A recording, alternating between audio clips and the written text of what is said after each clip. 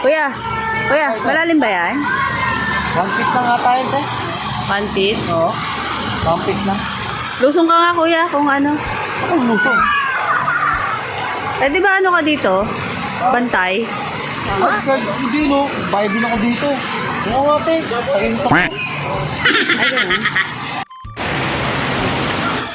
Uy, ganda ng cottage dito ah. Paano kaya dito? Kuya, Okay, ikaw na naman. Bakit? magkano cottage? Bumalik ko. Ay, hindi ba ikaw ang nag-ano dyan? Hindi no. Cottage kami dun eh.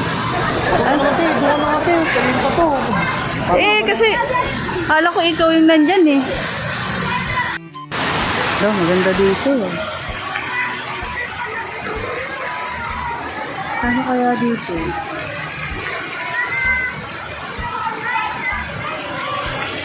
Uy, kuya!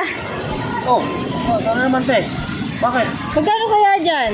Ha? Gusto ko sanang palaruin yung anak ko dyan eh. Bumalik ko. Libre lang yan.